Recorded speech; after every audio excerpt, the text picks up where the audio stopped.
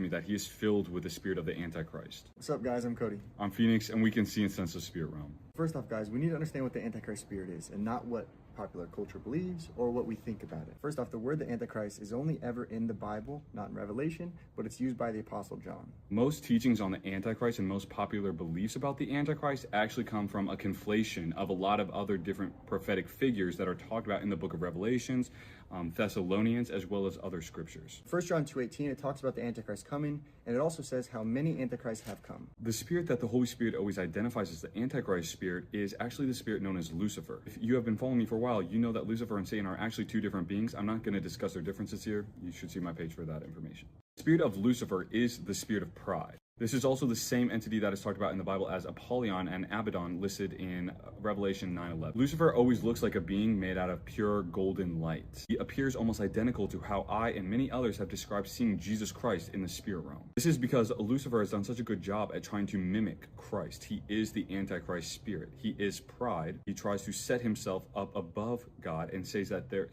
is no God. He is the false light bringer. It tells us in Corinthians how even Satan and his servants come disguised as angels of light. Whenever I see Donald Trump, especially the past year, every time I look at him and the Holy Spirit shows me him in the spirit realm, he is literally this spirit Lucifer embodied. What the Holy Spirit always shows me and tells me when I see this is that Lucifer is living through him. This is very, very rare. Like, we've only ever seen something like this a few times, so this is not a normal everyday occurrence.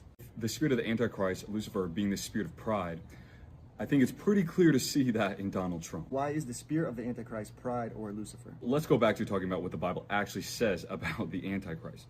Like we're talking about first, the word Antichrist is only ever given in the letters written by the Apostle John. There are several other key figures that are mentioned about in the end times in the Bible that many people conflate with this entity, the Antichrist. Which, from what the Holy Spirit has shown and taught us, is we do believe that a lot of these verses are referring to this one main figure that many people have now come to call the Antichrist. One of these figures that is talked about in the Bible is called the man of lawlessness, and this comes from 2 Thessalonians. Why is the Antichrist spirit or the man of lawlessness equated with pride or Lucifer? Well, very clearly right here it talks about how he's going to exalt himself over every other so-called God or object to be worshipped. He's also going to be proclaiming himself to be God.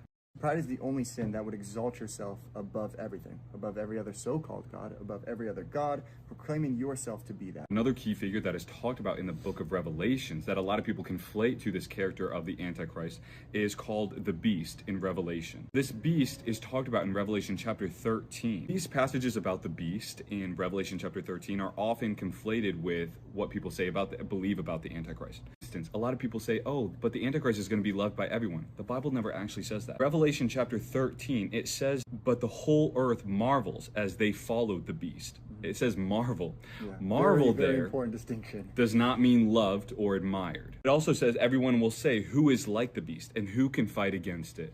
And it says it opens its mouth to utter blasphemies against God. And it was allowed to make war on the saints and to conquer them. If you guys were paying attention, Trump did post a picture of himself clearly as Jesus. However, he later came out to say that he was depicting himself as a doctor, when anyone with two eyes can clearly see that this is Jesus. Also with the spirit of pride, guys, we see this very, very clearly in Trump more than probably anyone that's ever existed. Every single time that he's asked a question. And a lot of times people laugh because he says funny things, but if you notice, every single time that he's asked a question about anything, it could be about the ballroom being designed and he somehow turns it to himself. It could be about a disaster that happens, he somehow turns it to himself. Every answer that he gives, even the most basic ones about what someone ate for breakfast or something, he's going to somehow turn it into himself, talking about himself, exalting himself above others. We've never seen the spirit of pride like this ever. I've never seen this spirit of pride living so powerfully through a person to the point where it's like that spirit is literally living through him, guys. At this point, feel like it's not even actually him anymore. It's just the spirit living through him. Possession. Another passage in the Bible that's often conflated with the Antichrist spirit as well, or the Antichrist figure, is talked about in Daniel chapter 7 and 11 as well. Are quite a few prophecies there, and I have also seen quite a few videos, which I'm sure you have as well, conflating Donald Trump to fulfilling some of these prophecies as well. We will leave that up to you and your own discussions with the Holy Spirit. There is something else about Donald Trump that God has been wanting us to share, and I just want to emphasize to you guys that this is stuff that God has been telling us for years. And we have prayed more extensively on any of this and did not want to share any of this or make a video on this. So please just understand, we're not trying to like elevate ourselves or glorify ourselves or in any way, shape, or form or say anything. We're simply trying to be obedient to God and just say what he wants us to say. So just a very important side note is when God told us this stuff a long time ago, none of these things were happening yet. So this had all been in the past, and now currently in the present, which is the future at that time, these things are all now happening, thing after thing after thing after thing. So one of the things God told us about a year ago now was that Donald Trump is the first horseman that is talked about in Revelation. Biblical prophecy works is a lot of times it's very literal spiritually, not necessarily physical. We see this in the Bible a ton of times. One example would be with John the Baptist and Elijah when Jesus is here and he says that Elijah already came. He wasn't talking physically, even though the prophecy didn't determine spiritually or physically. The spirit of him came through John the Baptist. Also need to remember that every single biblical prophecy in the Bible never once is fulfilled in the way that the majority of people think it's going to be. Yeah, and if you ever read them, it's pretty crazy to see what they said and then what happened. And most people would have never guessed that that's what was going to happen. And most of the time when biblical prophecy is being fulfilled, very few people are actually aware of it in that present moment that is being fulfilled. You see this with Jesus when he was coming to fulfill that, and the people that knew him best, the people that knew the word the best, people that studied this, were exalted above everybody else, missed it. They missed him. So in Revelation chapter 6, it starts, "Now I watched when the Lamb opened one of the seven seals, and I heard one of the four living creatures say with a voice like thunder, 'Come.' And I looked, and behold, a white horse, and its rider had a bow, and a crown was given to him, and he came out conquering and to conquer." God has told us that this verse is about Donald Trump, that he is the rider on the white horse. He has a bow and a crown given to him, and he came out conquering and to conquer, just like what we see him doing in the world this past year or so. Again, this was before this stuff happened. And now what we see in the past year, he's going and conquering this land, this land, this land, talking about conquering these other ones. And that's exactly what he's doing. God has also told us that the second horseman, talked about in verse 3 of chapter 6, says, "When he opened the second seal, I heard the second living creature say, 'Come.' And out came another horse, bright red. Its rider was permitted to take peace from the earth so that the men should slay one another, and he was given a great sword." God has told us that this second horseman spiritually is riding with Donald Trump and is now in the world, specifically starting off in the Middle East. That is everything that he's told us. A lot of this stuff, again, happened a long time ago, and he would just say this would happen, this would happen, this would happen, and then all of these things ended up happening. We're not here to say that Trump is the Antichrist or the man of lawlessness or however you want to define these different words and terms. What we are here to do is just to say what is happening, what we've seen, how these things have been unfolding, and to really just kind of talk about what the Bible actually says versus what we think it says. The sole purpose of so many of our videos is to show people what the Bible actually says about things is so different than what is portrayed or talked about in modern Christian pop culture. We are living in the end times, guys, and a lot of these prophecies are actually being fulfilled right in front of our eyes. But remember, they're never going to happen in the way that you think they're going to happen. They never did, and they never will. We could go and list all these different things, but we just want to say, or God wanted us to say, even though we didn't want to do this, what we're seeing, what's happening.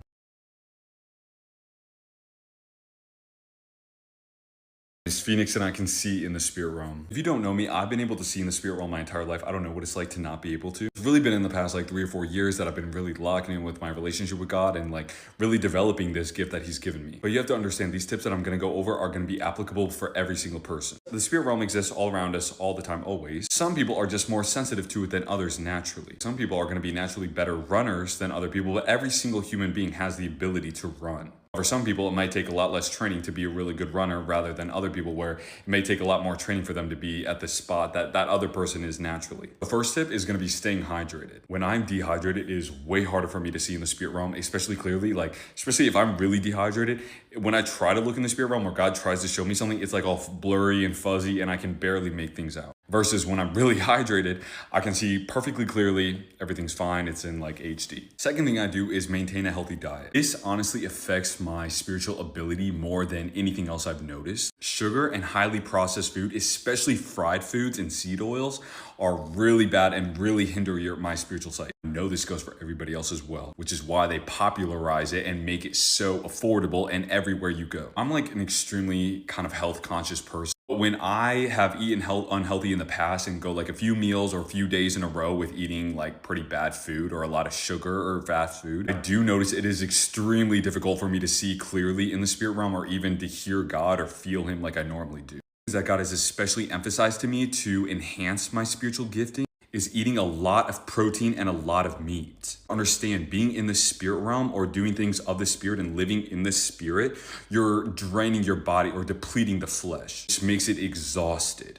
Protein especially goes directly to your bones and your muscle, the actual biological makeup of your body, your flesh. If I'm not eating enough protein, I get very fatigued when I'm looking in the spirit or just living in the spirit, really. Second thing, fruit is gonna be your best friend with enhancing your spiritual gifts. I don't really know why this is, but it just does. Blueberries especially are the best, most optimal thing that you can eat to see in the spirit realm. I don't know why exactly, but this is something God has affirmed to me like a million times over. Third thing I do is fasting. Now, I don't just mean fasting from food. Like I said, I already eat an extremely healthy diet. And with the high level of spiritual warfare God has me participate in, he actually usually tells me not to fast, and it's very rare that he actually calls me to. By fasting, I mean starving your flesh, not sinning or not living in habitual sin. When you sin, that opens up a doorway spiritually for demons to be able to come into your life and affect you spiritually. By you agreeing or coming into agreement with sin, you are coming into agreement with what these negative entities embody. They come in and what are they gonna do? They're gonna hinder you from being who God created you to be